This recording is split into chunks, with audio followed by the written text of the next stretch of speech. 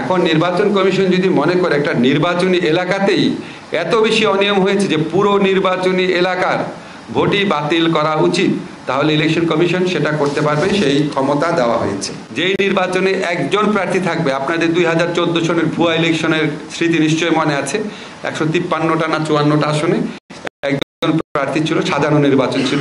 এই ধরনের নির্বাচন যেন না হয়। একজন প্রার্থী থাকলে সেখানে যারা ভোটার আছে তারা না ভোট দিতে পারবে, যে প্রার্থী পছন্দ না, তখন সেখানে আবার নির্বাচন হবে। যদি নির্বাচনী জোট হয়, জোটের অংশ হলেও দলের যে প্রতীক সেটাতে ইলেকশন করতে হবে, যাতে ভোটাররা ক্লিয়ার আইডিয়া পান যে কোন দলের।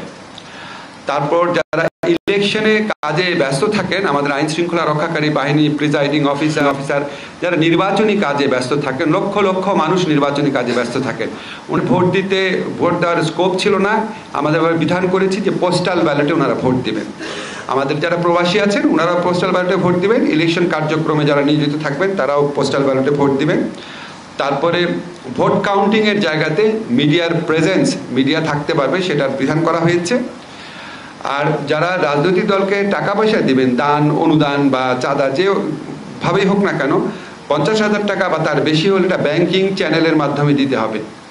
যিনি দিবেন তার ট্যাক্স রিটার্নটাও জমা দিতে হবে সেখানে। আর ইলেকশন কমিশন একটা, আগে আপনারা জানেন আগের আইনে বিধান ছিল যে কোনো একটা নির্বাচনী এলাকায় যদি কোনো ভোট কেন্দ্রে আপনার গণ্ডগোল হতো, সেই ভোট কেন্দ্রের ফলাফল বাতিল করার বিধান ছিল। এখন নির্বাচন কমিশন যদি মনে করে একটা নির্বাচনী এলাকাতেই এত বেশি অনিয়ম হয়েছে যে পুরো নির্বাচনী এলাকার ভোটই বাতিল করা উচিত, তাহলে ইলেকশন কমিশন সেটা করতে পারবে, সেই ক্ষমতা দেওয়া হয়েছে। এছাড়া আমাদের যে প্রস্তাবিত যে নীতিগত অনুমোদন যেগুলো হয়েছে, আমি একটু করে বলি। একটা আপনারা জানেন অত্যন্ত ইম্পর্টেন্ট সুপ্রিম কোর্ট সচিবালয় অধ্যাদেশ 2025, এটা নিয়ে বোধহয় আমরা 25-30 বছর যাবৎ কথা বলছি। এটা আপনার ওই 2006-07 দিকে ভালোভাবে একটা চেষ্টাও হয়েছিল আইনটা করার, কোনোভাবেই করা যাচ্ছিল না। কিন্তু আপনারা আমাদের জাতীয় ঐকমত্য কমিশন আছে, আমাদের বিচার বিভাগীয় সংস্কার কমিশন আছে, আমাদের মাননীয় প্রধান বিচারপতির যে সংস্কার রোডম্যাপ আছে, সব জায়গাতেই সুপ্রিম কোর্ট সচিবালয় প্রতিষ্ঠার কথা বলা হয়েছে। আমরা এই আইনটা নীতিগতভাবে অনুমোদন করেছি। এই আইনটা যখন চূড়ান্ত অনুমোদন হয়ে যাবে, তখন অধস্তন আদালতের যারা বিচারক আছেন তাদের বদলি, তাদের পদায়ন, তাদের পদোন্নতি, তাদের শৃঙ্খলা সংক্রান্ত সকল ব্যাপার, সকল কিছু সুপ্রিম কোর্টের নিয়ন্ত্রণে চলে যাবে।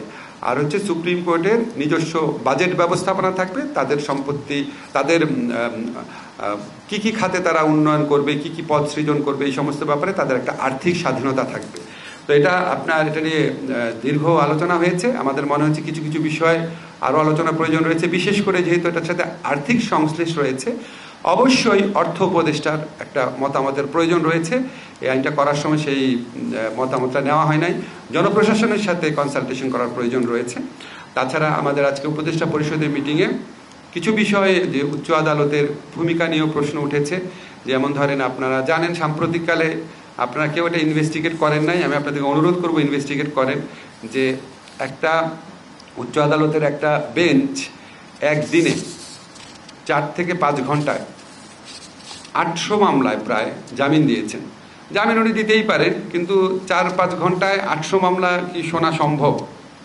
এটা কি আসলে বিচারিক বিবেচনা ছিল কিনা? এরকম আরও কিছু কিছু প্রসঙ্গ উঠেছে।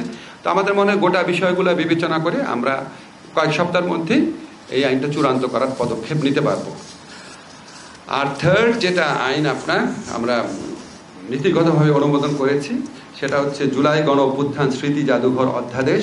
আপনারা জানেন গণভবনের জায়গাতে জুলাই গণ অভ্যুত্থানকালে আমাদের যে তরুণরা প্রাণ হারিয়েছেন, যাদের চিরস্থায়ী অঙ্গহানি হয়েছে, আমাদের যে অপূরণীয় আত্মত্যাগের ঘটনা আছে, আর ফ্যাসিস্ট শেখ হাসিনা সরকারকে পতনের একটা স্মারক হিসাবে ওই স্মৃতিকে ধরে রাখার জন্য, জুলাই গণ অভ্যুত্থানকে অ্যালাইভ রাখার জন্য এবং এটাকে আমাদের প্রপারলি অ্যাকনলেজ করার জন্য আমরা গণভবনে জুলাই জাদুঘর করছি, এখানে জুলাই গণ অভ্যুত্থান স্মৃতি জাদুঘর করছি।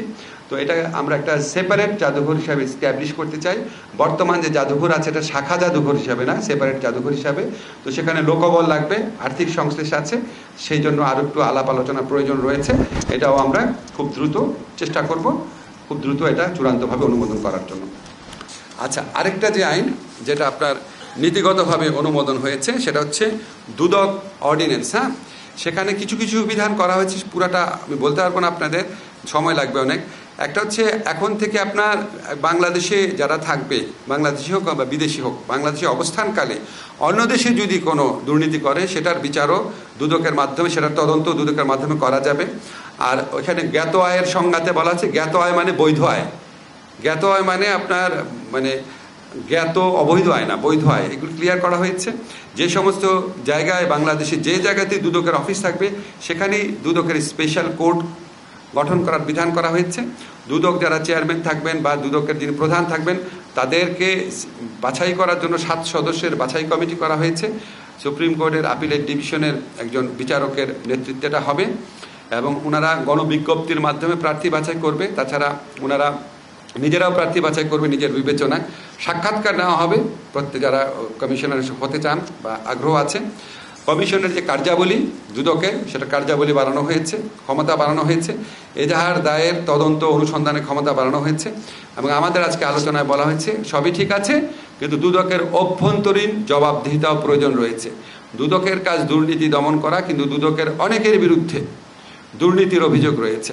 তো এইটা আমরা খুব সিরিয়াসলি নিয়েছি এবং বলেছি যে আজকে আমরা এটা নীতিগতভাবে অনুমোদন করলাম।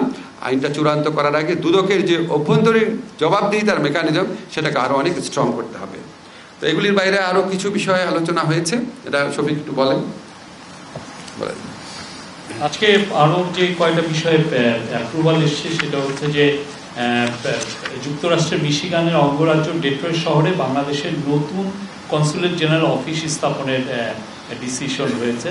এটা ওদের পুরো কাজকে চিফ অ্যাডভাইজার বলেছেন যে এটা পুরো কাজটা যেন অনলাইনে তারা যেন পুরো সার্ভিসটা দিতে পারে, সেটা সক্ষমতা মানে এটা ওপেন করার সাথে সাথেই যেন থাকে সেই বিষয়ে উনি নির্দেশনা দিয়েছেন। আর অন্যান্য যেগুলো ছিল যে সেবা সহজীকরণ ও দুর্নীতি দূরীকরণের লক্ষ্যে গৃহায়ন ও গণপূর্ত মন্ত্রণালয় এবং এর আওতাধীন বিভিন্ন কর্তৃপক্ষ বা সংস্থা কর্তৃক উন্নয়নকৃত আবাসিক প্লট বা ফ্ল্যাট হস্তান্তর পরবর্তী ব্যবস্থাপনার ক্ষেত্রে বিদ্যমান হয়রানিমূলক প্রথা ও পদ্ধতি পরিবর্তনের প্রস্তাব অনুমোদন হয়েছে। এটা বিষয়ে আমি স্যারকে দিচ্ছি। স্যার এটা কোনটা? ওই যে স্যার ওই যে ইয়েতে প্লটের হস্তান্তরের ক্ষেত্রে যে আচ্ছা, রাজুকের ক্ষেত্রে যেটা করা হয়েছে এটা হচ্ছে আপনারা জানেন যে যখন 99 ইয়ার্সের লিজ নেওয়া হয়, যারা লিজটা নেন জমি ওনারা যদি এটা কোনো রকম হস্তান্তর করতে চান অনেক ক্ষেত্রে রাজুকের থেকে বারবার পারমিশন নিতে হয় এবং এটাতে চরম ভোগান্তি হয়, চরম দুর্নীতি হয়। রাজুকের কারো বিরুদ্ধেও তো দুর্নীতির অভিযোগ আছে। সেই হয়রানিটা, এই ভোগান্তিটা কমানোর জন্য এই প্রক্রিয়াটাকে সহজ করা হয়েছে। 99 ইয়ার্স যখন লিজ নিবে প্রতি পদে পদে ওনাকে এটা হস্তান্তর জন্য বা কাউকে ভাড়া দেওয়ার জন্য বা আপনার যে কোনো ধরনের চুক্তি করার জন্য বারবার রাজুকের পারমিশন নিতে হবে না, অর্থাৎ রাজুকের ইন্টারফারেন্সটা কমানো হয়েছে। এটার সাথে সাথে এটাও আলোচনা হয়েছে যে বিভিন্ন যারা বেসরকারি ডেভেলপার আছেন তারা আপনার ক্রেতাদের উপর প্লট বা যারা ফ্ল্যাট ক্রয় করেন তাদের উপর নানা রকম শোষণ করে থাকেন। যে একটা দামে হয়তো প্লটটা বিক্রি করে দিলেন বা ফ্ল্যাটটা বিক্রি করে দিলেন, করতে যায় তখন তাদেরকে আবার টাকা দিতে হয়, একটা নির্দিষ্ট অঙ্কে বিক্রয় মূল্যের অংশ দিতে হয়। আপনারা জানেন এই দেশে যারা ভূমিদস্যু আছে তাদের বিরুদ্ধে ব্যাপক অভিযোগ আছে এই ধরনের, এবং তারা ফ্ল্যাট মালিকদের উপর নানান ধরনের নতুন ট্যাক্স কার্ড বিভিন্নভাবে অর্থ আদায় করেন, একটা মাফিয়া রাজ্য প্রতিষ্ঠা করেন কোনো আপনার ডেভেলপারদের বিরুদ্ধে বা আমরা যাদেরকে ভূমিদস্যু বলি তাদের বিরুদ্ধে এই ধরনের কমপ্লেন রয়েছে। তো এটার ব্যাপারে ব্যবস্থা নেওয়ার জন্য এই সংক্রান্ত যে বিধি আছে বেসরকারি আপনার প্লট বরাদ্দের ক্ষেত্রে বা বেসরকারি আপনার যারা আছেন ডেভেলপার আছেন এই সংক্রান্ত যে সংশ্লিষ্ট যে বিধি আছে সেখানেও দ্রুত পরিবর্তনের সিদ্ধান্ত, সংশোধনী আনার সিদ্ধান্ত নেওয়া হয়েছে, যাতে আপনারা এই ডেভেলপারদের কাছ থেকে বড় ডেভেলপারদের কাছ থেকে যারা প্লট বিশেষ করে যারা আপনার ফ্ল্যাট নিবে বাড়তি ভোগান্তির শিকার না হয়। আর আজকে স্থানিক পরিকল্পনা অধ্যাদেশ 2025-এর নীতিগত অনুমোদন হয়েছে। এটা মূলত হচ্ছে যে আমাদের যে টাউন প্ল্যানিং এর সাথে এটা জড়িত, আমাদের মানে এই যে স্পেশাল যেটা প্ল্যানিং সেটা যাতে এনভায়রনমেন্ট রেগুলেশনগুলো মেনে চলে এবং এই সংক্রান্ত গ্লোবাল যেগুলো কনভেনশন আছে সেই কনভেনশনের সাথে এটা যাতে অ্যালাইনমেন্ট থাকে সেই জন্য এটা আজকে পাস হয়েছে। এটা আপাতত নীতিগত অনুমোদন হয়েছে, এটা আগামী সপ্তাহে আবার এটাকে নতুন করে সাবমিট করা হবে, তো ফাইনাল অ্যাপ্রুভাল